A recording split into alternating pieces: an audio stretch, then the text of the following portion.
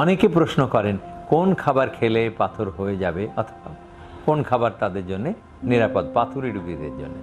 এক কথায় উত্তর হচ্ছে, আমরা প্রথমে বলবো যে 4 পেয়ে জন্তুর মাংস, কোল্ড ড্রিঙ্কস এবং কিছু সবজি একদম নিষিদ্ধ করে দিন। এগুলির থেকে পাথর তৈরি হওয়ার উপাদান বেরিয়ে আসে।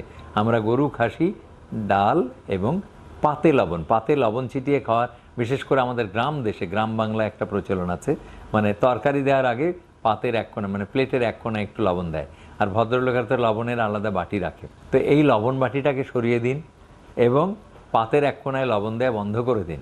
এরপরে আসছে cold drinks, 7 up, Pepsi, Coke, কত রকমের যে নাম, আমি সবগুলি বলতে পারবো না। এই নামগুলি দয়া করে ফ্রিজ থেকে বাদ দিয়ে দিন। বাদাম, চকলেট, আইসক্রিম এবং সেই সাথে কিছু সবজি, যেমন গাজর, মূলা, ফুলকপি, গাজর, মূলা, কপি, কচু, কচুর সাথে যতগুলি সবজি আছে, কপি, কচু, আর কচুর লতি, কচুর পাতা এবং পালং শাক, পুঁই শাক, এগুলিকে আপনি অ্যাভয়েড করবেন। আমাদের দেশে আরেকটি সবজি নেই যেটা উন্নত দেশে অ্যাসপারাগাস খায়। অ্যাসপারাগাস সৌদি আরবে বা আমাদের যেসব শ্রমিকরা কাজ করে, যেসব ছেলেরা, তারা খায়, ওখান থেকে পাথর তৈরি হওয়ার সম্ভাবনা থাকে। কাজে অ্যাসপারাগাস খাবেন না।